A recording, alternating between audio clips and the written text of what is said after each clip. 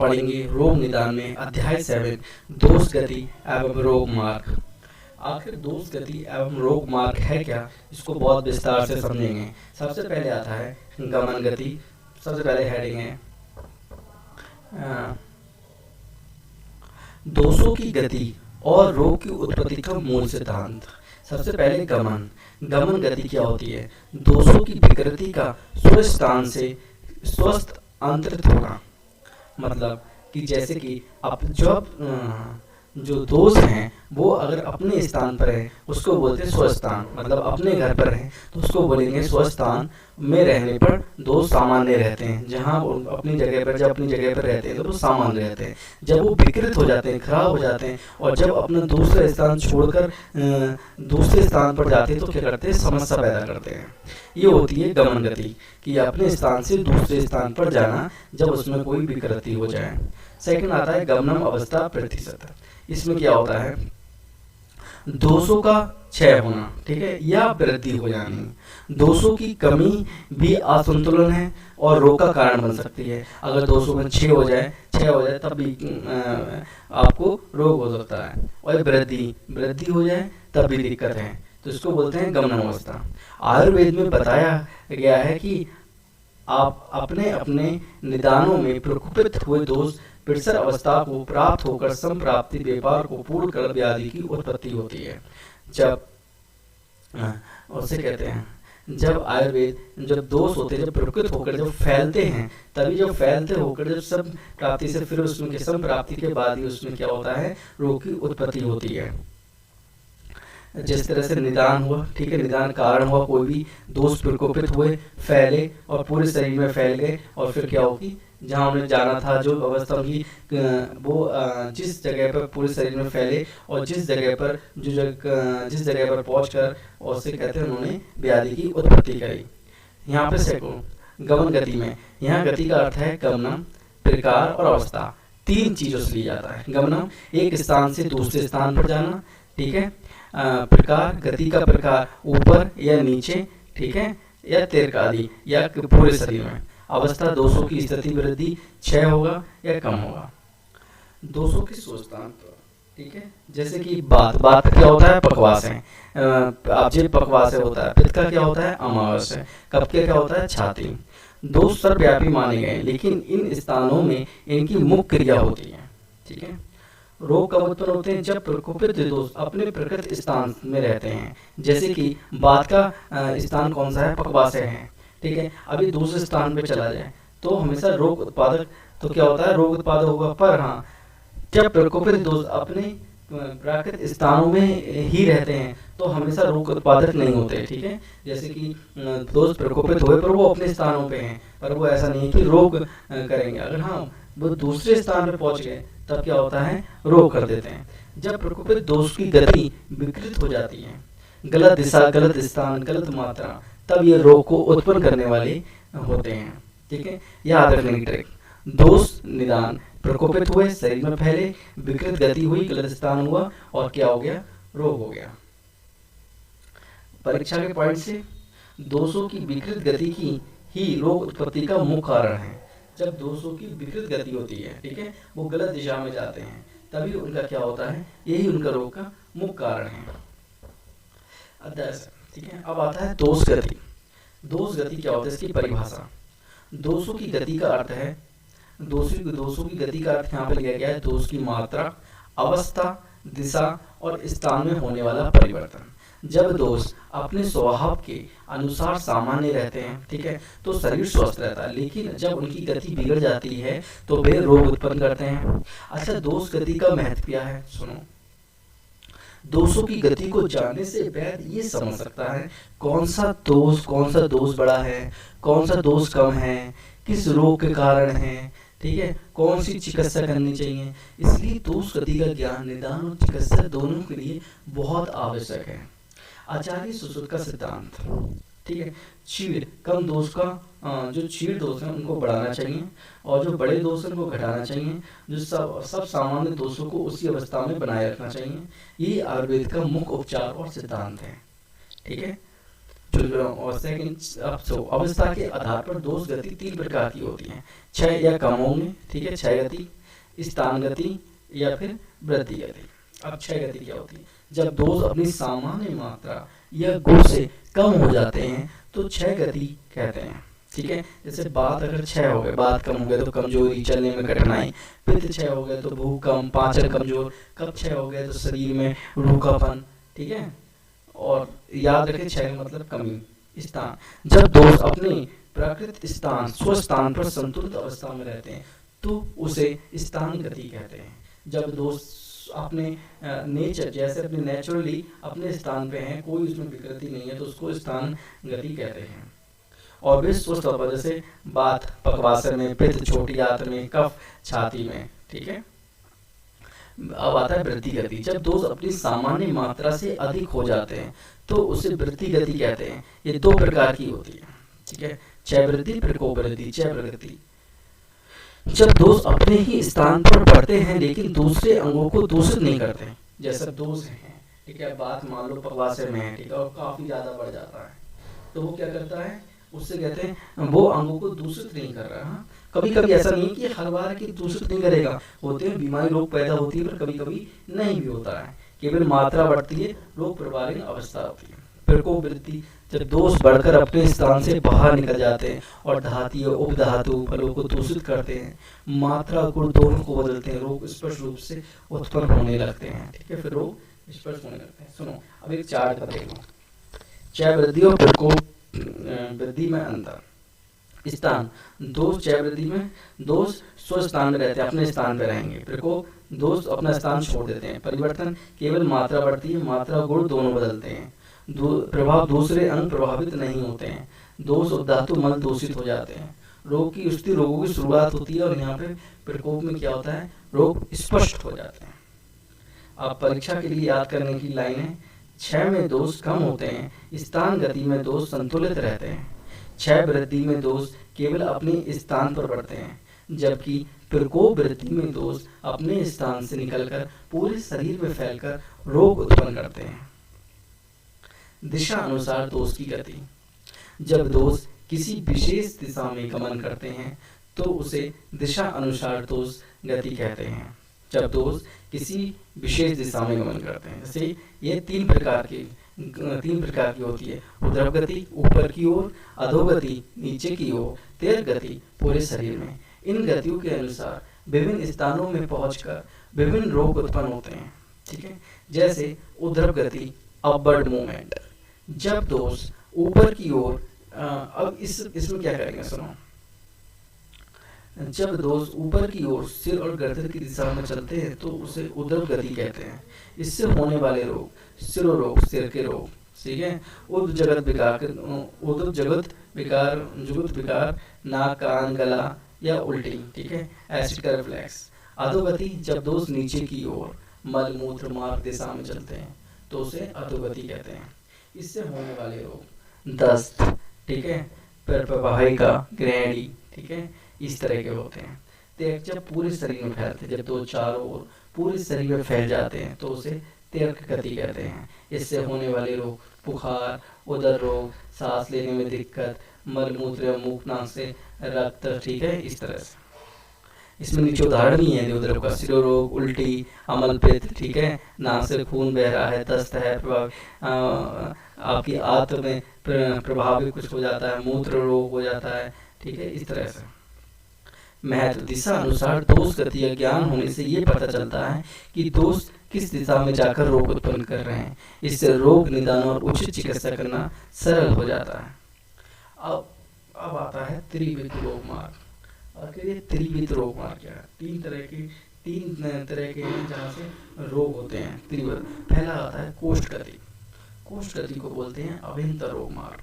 परिभाषा, जब प्रकोपित दोष शरीर के भीतर स्थित कोष्ठ में जाकर रोग उत्पन्न करते हैं। पूरी बात ध्यान से सुनना। रोग 3 प्रकार से होते हैं, 3 जगह रोग उत्पन्न होते हैं। त्रिविध रोग मार्ग है, सबसे इम्पोर्टेंट टॉपिक है। परिभाषा, जब प्रकोपित दोष शरीर के भीतर स्थित होकर कोष्ठ में जाकर रोग उत्पन्न करते हैं तो उसे कोष्ठ गति कहते हैं। इसे अभिंतर रोग मार्ग भी कहते हैं। कोष्ठ क्या है? कोष्ठ शरीर का अतिरिक्त भाग है जहाँ भोजन का पाचन, रस निर्माण, अवय अन्य क्रियाएं होती हैं। कोष्ठ के अन्य नाम महास्तोतस, ठीक है। कोष्ठ को और किस नाम से बुलाते हैं? महास्तोतस, ठीक है। शरीरबद्ध है, महानिमन, ठीक है, आम प्रवास है। पचदश कोष्ठ अग्नि। कोष्ठ के 15 अंग हैं। कौन कौन से टॉपिक आ सकता है जहाँ जहाँ रोग होते हैं, ठीक है।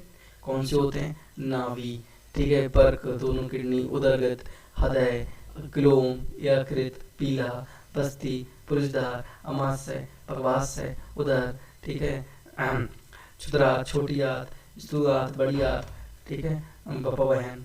तो ये क्या है?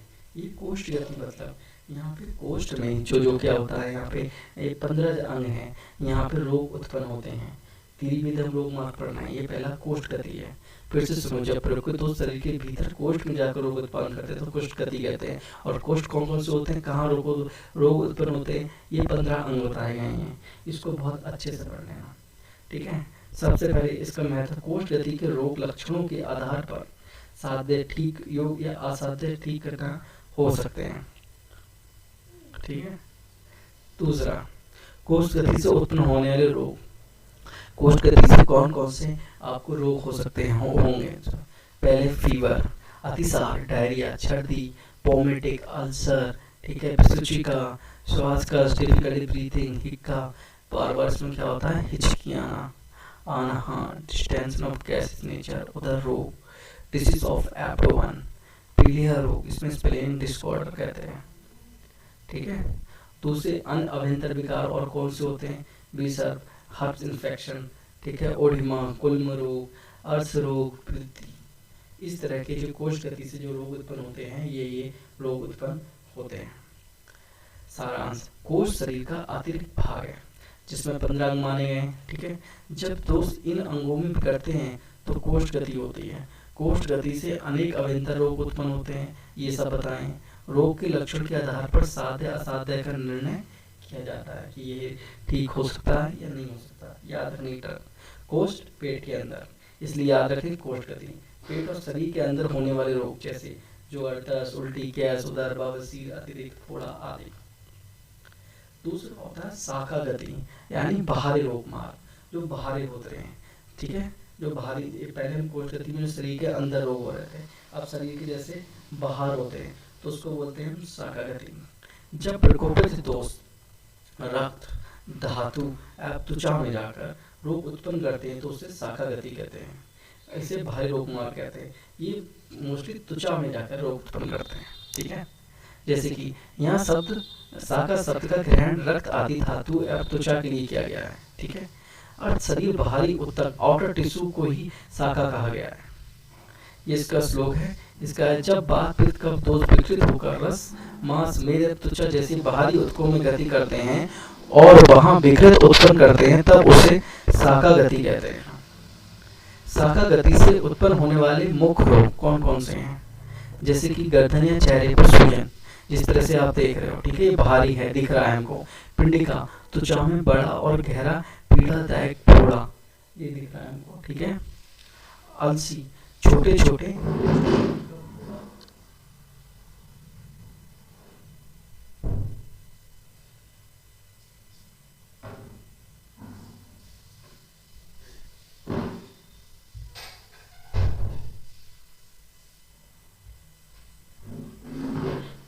पिंडिका, अलसी, अपची, ठीक है, चर्मकील, आदिमांस, ठीक है, मशक, त्वचा पे तिलमस्से, ठीक है, फ्रेकल, चेहरे पे काले भूरे धब्बे, कुष्ठ रोग, ये विभिन्न त्वचा रोग जिसमें कुष्ठ भी शामिल होता है। ये सब क्या है? शाखा गति से उत्पन्न होने वाले मुख्य रोग। अन्य बाहरी विकार कौन कौन से होते हैं? हर्प इन्फेक्शन, त्वचा पर फैलने वाले संक्रमण, ठीक है, शरीर में किसी भाग में सूजन, इसको ओल्डमा कहते हैं। गुल्म, पेट में गैस बनने से का गांठ का या फलाव, अर्थ एक्सटर्नल गुदा के बाहर मांस का उभार, ठीक है, विदृति, एक्सटर्नल त्वचा के बाहर फोड़ा, इस तरह से होते हैं। इसका सारांश है, जब प्रकोपित दोष रक्त, धातु एवं त्वचा में जाकर विकृत उत्पन्न करते हैं तो उसे शाखा गति बाहरी रोग मार्ग कहते हैं। इसे गढ़ पिंडिका, अलजी, अपची, चर्म कील, अधिमाश, मशक, व्यंकुष्ठ, विषर, इस तरह की रोग उत्पन्न होते हैं। तीसरा है, 3 तरह के होते हैं त्रि रोग मार्ग। पहला कोष्ठ गति, फिर शाखा, तीसरा मर्भ अस्थि संधि गति, मध्यम रोग। जब प्रकोपित दोष मर्भ स्थानों, अस्थि, संधि, ठीक है, अस्थि से संबंधित स्नायु, कटरा आदि में जाकर रोग उत्पन्न करते हैं तो उसे मर्भ अस्थि संधि कहते हैं। इसे मध्यम रोग मार्ग भी कहा जाता है। ये इसका श्लोक है। श्लोक को तोड़ के मैंने अर्थ लिखा है, जैसे मर्माणिपुन मर्भ स्थान महत्वपूर्ण अंग है, ठीक है। दूसरा बस्ती, अधः, मूर्धानी, इस तरह से बस्ती, अधः, मूर्धा, ठीक है, ऐसा हड्डियां, समझ, जोड़, जहाँ 2 अस्थियां मिलती हैं, ठीक है, उनसे जुड़े स्नायु, लिगामेंट और कटरा, इनमें मध्यम रोग मार्ग कहते हैं। सुनो, मध्यम रोग मार्ग क्या है? बस्ती, हृदय, मूर्धा आदि मर्म स्थानों में प्रकृति दोष से होने वाले रोग, अस्थि, संधि तथा उनसे संबंधित स्नायु कंडरा में दोषों से प्रकोप होने वाले रोग, इसलिए इसे मध्यम रोग मार्ग कहा जाता है। और इसे मध्यम क्यों कहते हैं? ये तो ना पूर्ण रूप से कोष्ठ अभ्यंतर है और ना ही पूर्ण रूप से ये बाहरी है, बल्कि बीच के महत्वपूर्ण भाग है, इसलिए इसे मध्यम कहते हैं। ये शरीर के जीवन रक्षक और कार्य के मुख्य अंग है, इसलिए इसे मार्ग के रोग कठिनाई से ठीक होते हैं, कष्ट साध्य। मध्यम मार्ग के अंग मर्म स्थान जैसे हड्डी, जोड़, लिगामेंट, टेंडन, और इनसे कौन कौन से रोग होते हैं वो पढ़ेंगे। पक्षवद, शरीर का आधा भाग ऐसे लकवाग्रस्त हो जाना, ठीक है। पक्षग्रह, शरीर में अकड़न या चकड़न होना, ठीक है। अप्त आनक, बार बार झटके आना, तौड़े पड़ना। अदृत, चेहरे का एक भाग टेढ़ा हो जाना या चेहरे का लकवा। सोज, शरीर का सूख जाना, छीड़ना, वजन घटना। राजसमा, फेफड़ों की टीबी का रोग, ठीक है। अस्थिसूल, हड्डियों में दर्द होना। संधिसूल, ठीक है। इस तरह से यही इसमें रोग होते हैं, पढ़ लेना। विशेष बात, मध्यम मार्ग में उत्पन्न रोग शरीर के महत्वपूर्ण अंगों से संबंधित होते हैं, इसलिए इनका उपचार करना कठिन होता है और रोग दीर्घ काल तक रहते हैं। अब हमने त्रिरोग मार्ग पढ़ दिए। अब हमारा नेक्स्ट टॉपिक आता है कालकृत दोष गति। काल मतलब ऋतु।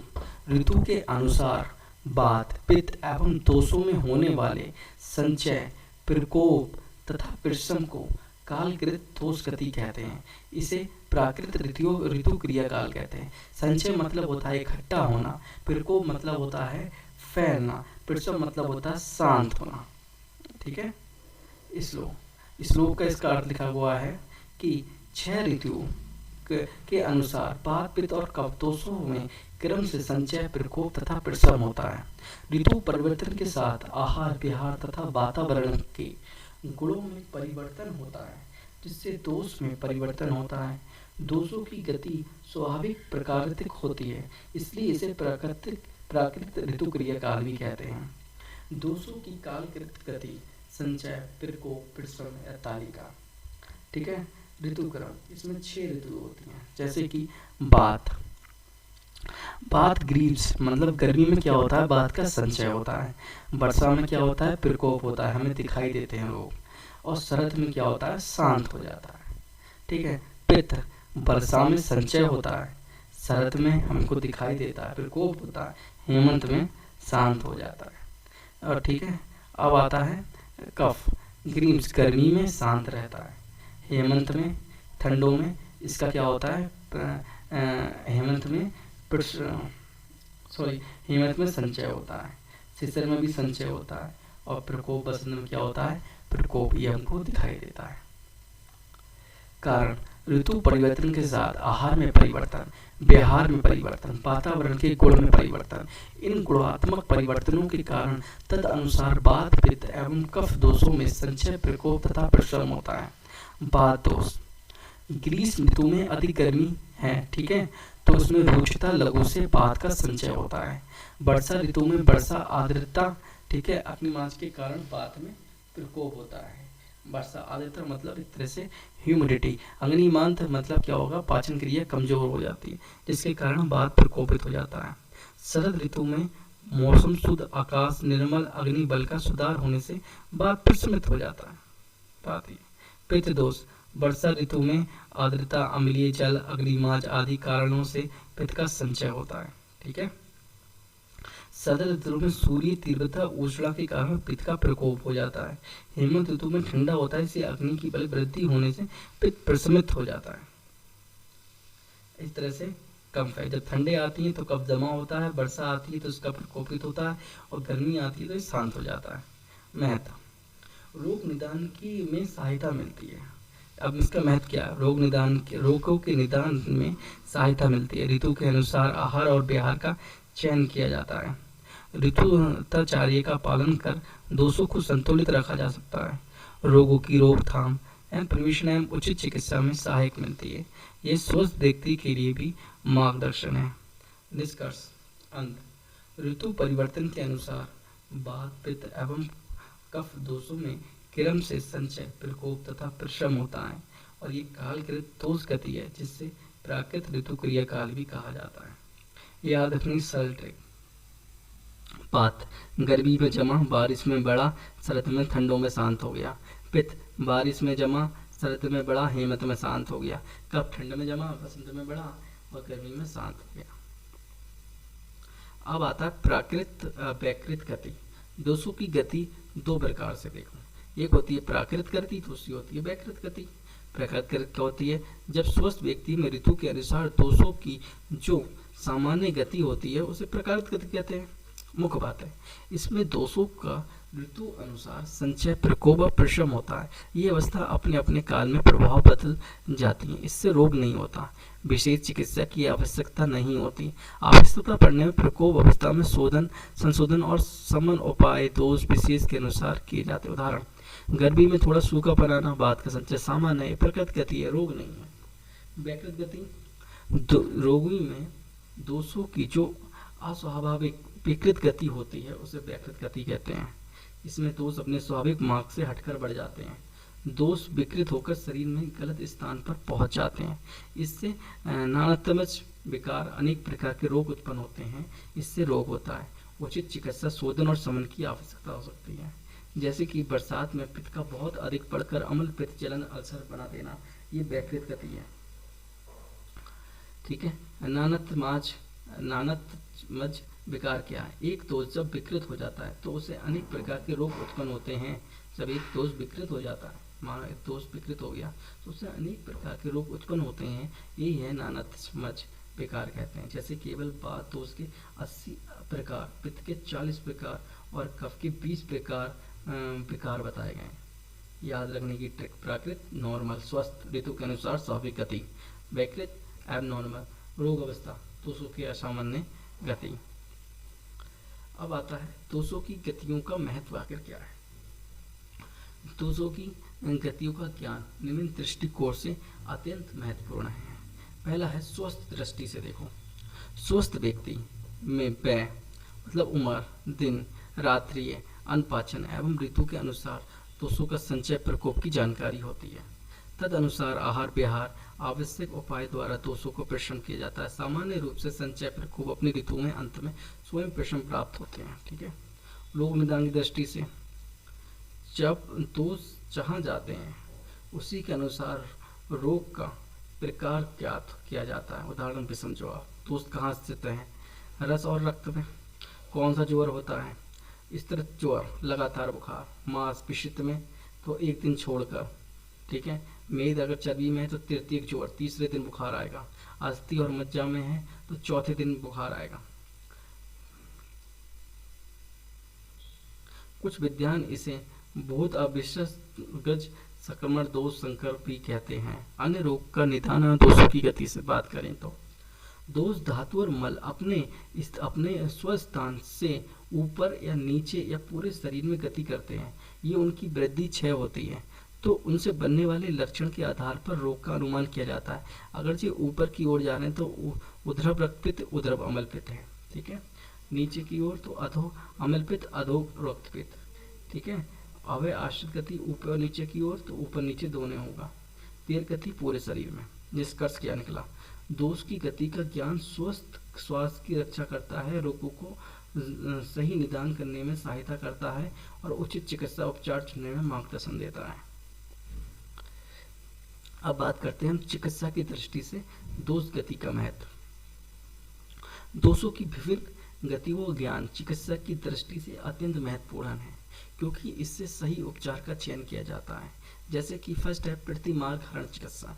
जब दोष अपनी गति के अनुसार किसी दिशा में ऊपर या नीचे बढ़कर रोग उत्पन्न करता है, तब उसे विपरीत दिशा के मार्ग से बाहर निकालने को प्रतिमार्ग हरण चिकित्सा कहते हैं। क्वेश्चन आ सकता है प्रतिमार्ग हरण चिकित्सा क्या होता है। इसमें प्रतिमार्ग हरण चिकित्सा में करते हैं जब दोष अपनी गति के अनुसार किसी दिशा या ऊर्ध्व अधो में बढ़कर रोग उत्पन्न करते हैं, तो उसे विपरीत दिशा प्रतिमार्ग हरण चिकित्सा क्या उसे विपरीत दिशा मार्ग से बाहर निकालते हैं। जैसे कि समझो, मानो कि ऊर्ध्व रक्तपित है, रक्त ऊपर की ओर निकल रहा है, ऊपर से निकल रहा है नाक मुंह उल्टी से, ठीक है। तो हम क्या इसमें बमन क्या उल्टी, पर हम इसमें बमन नहीं कराएंगे, इसमें विरेचन करवा देंगे, ठीक है, अपोजिट करवाएंगे। इसी को प्रतिमार्ग हरण चिकित्सा कहते हैं। जैसे अधोगत, अगर रक्त नीचे की ओर है, मल गुदा आदेश आ रहा है, तो इसमें क्या कराएंगे हम बमन कराएंगे उपचार, ठीक है। यही हमारा प्रतिमार्ग हरण चिकित्सा है। इसमें हम अगर ऊपर से निकल रहा है तो नीचे का उपचार देंगे, अर्थात जो दोष जिस दिशा में है उसकी विपरीत दिशा के मार्ग से बाहर निकलना ही प्रतिमार्ग हरण चिकित्सा है, ये याद रखना। दूसरा आता है अन्य दोष के स्थान में जाकर रोग उत्पन्न करने वाले चिकित्सा।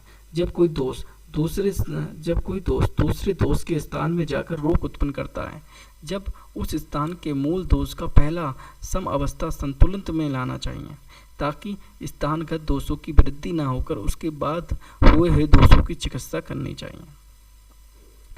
बात खत्म। सरल अर्थ समझो। यदि बात आमाशय कफ स्थान में चला गया तो पहले रोज उपचार और फिर स्वेदन करना चाहिए। यदि कफ पकवास से बात इसमें चला गया तो पहले स्नेह फिर स्वेदन करना चाहिए। दोषों की गति, दोष किस स्थान, पहले क्या करना है और फिर क्या करना है, ठीक है, ऐसे समझो। बात आमाशय में चला गया, ठीक है, आमाशय में चला गया, बात का मुख क्या होता है पकवास से, फिर बात चला गया आमाशय में, और किस स्थान में गया, आमाशय कफ का स्थान है, पर यहाँ चला गया बात, तो पहले क्या करना है रुच उपचार, लघु शोषक आदि, फिर क्या करना है स्वेदन पसीना लाना है। अब जैसे कफ पकवासे में चला गया, पकवासे किसका स्थान है, बात स्थान है, इसमें क्या कराएंगे हम स्नान कराएंगे, तेल खत अभ्यंग आदि, और फिर क्या करेंगे हम पसीना लाएंगे। एग्जाम में कैसे लिखेंगे इसको सुनो, ठीक है। परिभाषा, दोषों की चिकित्सा की दृष्टि से दोष गति का महत्व, अब इसको एग्जाम में कैसे लिखेंगे सुनो। परिभाषा, दोष की गति का ज्ञान चिकित्सा में अत्यंत महत्वपूर्ण है। प्रतिमार्ग हरण चिकित्सा, ऊर्ध्व रक्तपित्त में विरेचन कर्म, अधो में रक्तपित्त में बवन कर्म। अन्य दोष के स्थान में जाकर रोग उत्पन्न करने पर पहले हम स्थानगत मूल दोष को साम्य अवस्था में लाना चाहिए, फिर गत दोष आगत की चिकित्सा करनी चाहिए। उदाहरण श्लोक लिखकर अर्थ बताना, यहाँ पे क्या करना है श्लोक। अब सुनो, अगर 5 नंबर में आ जाए क्या करना है, दोष की गति का ज्ञान चिकित्सा की दृष्टि से अत्यंत महत्वपूर्ण है। जैसे रक्तपित्त रोग में प्रतिमार्ग हरण चिकित्सा की जाती है, ऊर्ध्व रक्तपित्त में विरेचन तथा अधो में रक्तपित्त में बवन कर्म लाभकारी है। जब कोई दोष किसी अन्य दोष के स्थान में जाकर रोग उत्पन्न करता है, तब उस स्थान के मूल दोष को पहले साम अवस्था में लाना चाहिए, ताकि उसकी वृद्धि ना हो, फिर गत दोष की चिकित्सा करनी चाहिए, ठीक है। इस तरह श्लोक अर्थ, इसका श्लोक अर्थ है, बात यदि आमाशय कफ स्थान में जाए तो पहले रूक्ष उपचार फिर स्वेदन करना चाहिए, ताकि कफ पकवास से बात स्थान में जाए तो पहले स्नेन और फिर स्वेदन करना चाहिए। खत्म। अब देखेंगे हम साध्य असाध्य की दृष्टि से। अर्थ, दोष की गति कहा गया है कि दोष की गति कहा गया है के आधार पर रोग ठीक होने की संभावना को जानना ही साध्य असाध्य की दृष्टि है। स्थान के आधार पर कोष्ठ, इसमें उत्पन्न वाले रोग साध्य होते हैं। मरम, इनमें रोग असाध्य होते हैं। मरम बिट्टल पार्ट है, जैसे हृदय मस्तिष्क नाड़ी, ये सब। दोष गति के आधार पर रोग होगी साध्य असाध्य। साध्य रोग, एक गति वाला रोग, एक दोष के प्रकोप से उत्पन्न हो, नवीन नया हो, उद्रव रहित हो, आसानी से ठीक हो गया, ठीक है। सेकंड आता है कृत साध्य रोग, दो गतियों वाला हो, दो दोषों के प्रकोप से उत्पन्न हो और बहुत पुराना ना हो, कठिनाई से ठीक होने वाला। असाध्य रोग, गंभीर धातु में स्थित हो, मरम अस्थि या संधियों में उत्पन्न हो रहा है, दीर्घ काल में चला गया और रहा, नियत लगातार बना। ये बहुत कठिन या असाध्य है। श्लोक अब इसका सरल अर्थ, ठीक है, ये श्लोक हैं, इनके हमने यहाँ पे अर्थ लिखे गए हैं। रोग बहुत पुराना ना हो, ऐसी जगह ना हो जहाँ उपचार करना कठिन हो, केवल एक गति वाला हो, नया हो, द्रव रहित हो, ऐसा रोग क्या होता है? साध्य होता है। ठीक है। जो रोग जो रोग दो गतियों वाला हो, दो दोषों के प्रकोप से उत्पन्न हो और बहुत पुराना हो, वह रोग कृत साध्य होता है। ठीक है, दो गतियों वाला, दो दोषों वाला। जब रोग गंभीर धातुओं में स्थित हो, मरम, अस्थि या संधियों में उत्पन्न हो, नित्य बना रहे, दीर्घ काल में चला जाए, वह रोग असाध्य है। याद रखनी ट्रिक। एक दोष एक गति, नया उद्रव नहीं तो साध्य है। दो दोष दो गति, पुराना नहीं है, कृत साध्य है। वरम बहुत पुराना है तो असाध्य है। इसको एग्जाम में कैसे लिखेंगे? परिभाषा। दोष की गति के आधार पर रोग के ठीक होने की संभावना का ज्ञान असाध्य की दृष्टि है। स्थान के आधार पर कोष्ठ शाखाओं में उत्पन्न रोग साध्य होते हैं, मर्म अस्थियां संधियों में रोग उत्पन्न असाध्य होते हैं। ठीक है, दोष की गति के आधार पर भेद। एक दोष एक गति, एक नया रोग उद्रव रहित, ये साध्य होता है। दो दोष दो गति, बहुत पुराना नहीं, कृत साध्य है। ठीक है। थर्ड, गंभीर धातुओं में मरम, सत्ती, अस्थि, पुराना नियत रहने वाला, असाध्य होता है। अब दोषों की गति, कोष्ठ से शाखा एवं शाखा से कोष्ठ में गमन। जब दोषों की गति होती है, जब कोष्ठ से वो शाखा में जाए और शाखा से कोष्ठ में जाए, तो क्या होता है? दोषों का कोष्ठ से शाखा में गमन। परिभाषा। जब प्रकोपित दोष कोष्ठ, अमाशय, पक्वाशय को छोड़कर शाखाओं में रक्त आदि धातु में चले जाते हैं तो उसे कोष्ठ से शाखा से गमन कहते हैं। कारण, कोष्ठ से शाखा गमन के कारण क्या होते हैं? अति व्यायाम, अत्यधिक ऊष्मा गर्मी, अधिक तीज पदार्थ, अधिक अहितकर आहार विहार, वायु की अति शीघ्रता। परिणाम क्या है? दोष कोष्ठ को छोड़कर शाखाओं में रक्त आदि धातु में चले जाते हैं, वहां कुछ समय तक रहते हैं और शांत रहते हैं। जब उचित कारण हेतु मिलता है तब रोग उत्पन्न होते हैं, और ये दोष असमय और अस्थान में कुपित नहीं होते, बल्कि कारण और की प्रतीक्षा करते हैं। व्यायाम प्लस गर्मी, तीखा गलत खान पान, तेज बात, दोष शाखा में चले जाते हैं। ठीक है, जैसे कि अधिक व्यायाम, अधिक गर्मी, अधिक तीज वस्तु, अहितकर आहार विहार और बात की तेज गति से दोष जल्दी कोष्ठ छोड़कर शाखाओं में चले जाते हैं। वहाँ बिना कारण मिलने से कुपित नहीं होते, परंतु जब कारण मिलता है तब रोग उत्पन्न होते हैं। ओके, दोषों का शाखा से कोष्ठ में गमन। दोष का शाखा से कोष्ठ में जा रहे हैं। जब शाखाओं में स्थित दोष वापस कोष्ठ आ जाते हैं तो उसे शाखा से कोष्ठ में गमन कहते हैं। कैसे होता है? संचित दोष मलों की वृद्धि करने से, मलों की वृद्धि करने से दोष एवं मलों का क्या होता है? विलयन करने से मिलते हैं। तो दोष एवं मलों का समेत पाक करने से, ये सब परिणाम क्या होता है? दोष शाखा को छोड़कर कोष्ठ में जाते हैं। ये केवल संशोधन उपकरण पूर्व क्रम के द्वारा संभव है। इसके बाद शोधन क्रम, भवन, विरेचन आदि द्वारा दोषों को बाहर निकाले जाते हैं। समझ रहे हो? सिंपल है। अब जो हमने पढ़ा ये उसके एमसीक्यू हैं। 1 मिनट देता हूँ, पहले तुम लगाओ, फिर मैं इसका आंसर बताऊंगा।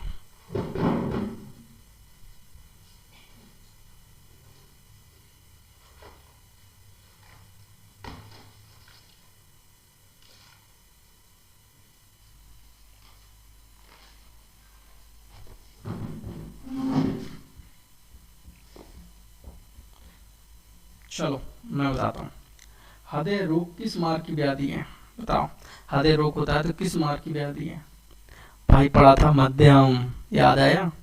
सेकंड, कौन सा भारी रोग मार्ग की व्याधि है? इनमें से कौन सा भारी रोग मार्ग की व्याधि है? बताओ। कुष्ठ, प्रभाविका, संधिवात या कुष्ठ रोग? कुष्ठ रोग क्या होता है? स्किन में होता है। ठीक है। थर्ड, चरक के अनुसार रोग मार्ग की संख्या कितनी है?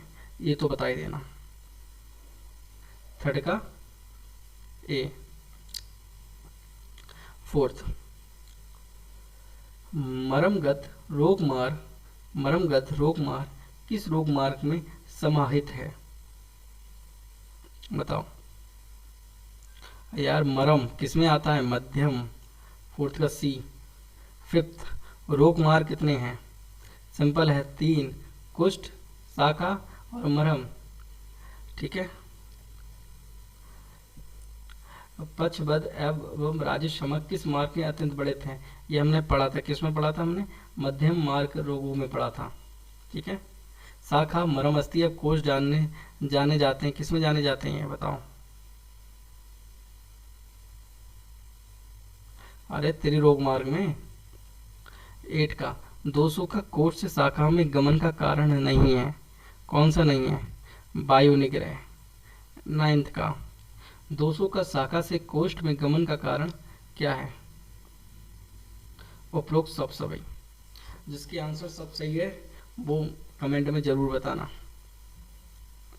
ठीक है गाइस, आज का लेक्चर यहीं पे होता है और आप सबने लेक्चर ध्यान से सुना। आई होप सबको समझ में आया होगा।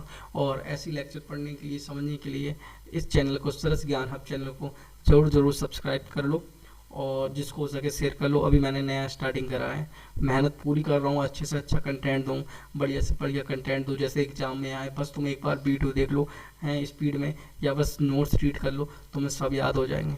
और जिसको भी नोट्स चाहिए वो कमेंट बॉक्स में मैसेज कर सकता है। ठीक है गाइस, थैंक यू, मैं उसको लिंक दे दूँगा। ठीक है गाइस, बाय।